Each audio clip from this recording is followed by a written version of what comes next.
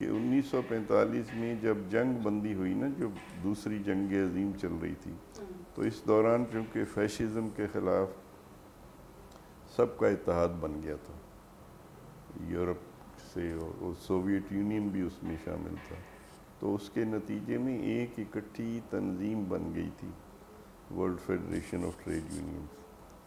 1945 میں وہ بن گئی، جس میں ہر نقطہ نظر سے تعلق رکھنے والے مزدوروں کی تنظیمیں اکٹھی ہو گئی۔ تو اب ظاہر ہے یہ جب ہوا تو صحیح نہیں تھا، تو ان کے لیے صحیح نہیں تھا، پھر امریکنوں نے اس کو توڑوا دیا، تو ایک نئی تنظیم بنائی، اس کا نام رکھا تھا ICFTU، International Confederation of Free Trade Unions. وہ ابھی بھی ہے، لیکن اب اس میں سے فری نکال دیا ہے،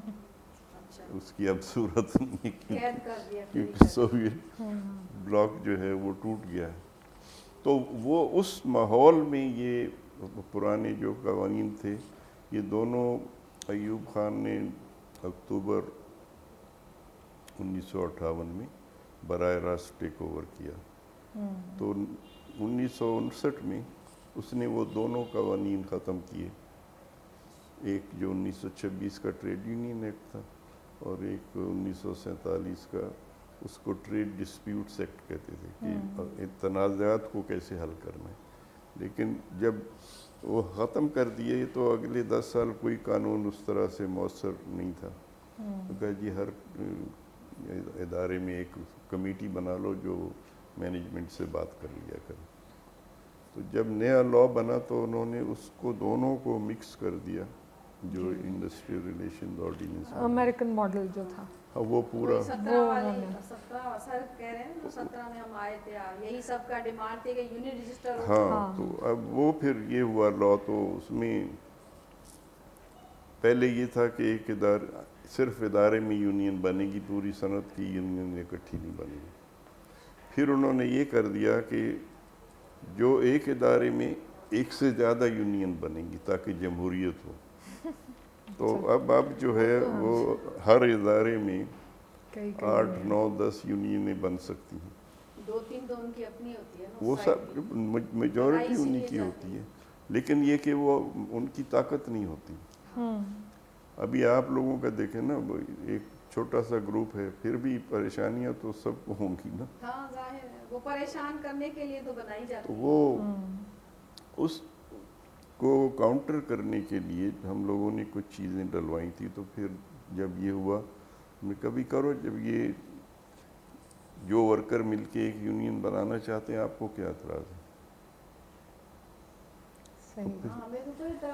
تو ان کی جب یونین کی رجسٹریشن کا میں تھوڑا سا یہ بتاؤں گی کہ ان کی ایسوسیشن تھی پہلے، اور اس میں کیا تھا کہ ظاہر ہے ایسوسیشن کی ایک لمیٹڈ طاقت ہے، اور لیبر میں ہم جب بھی جاتے ہیں تو ہمیں بہت ہی ایک وہ سکہ بند قسم کے لیبر لیڈر نظر آتے ہیں،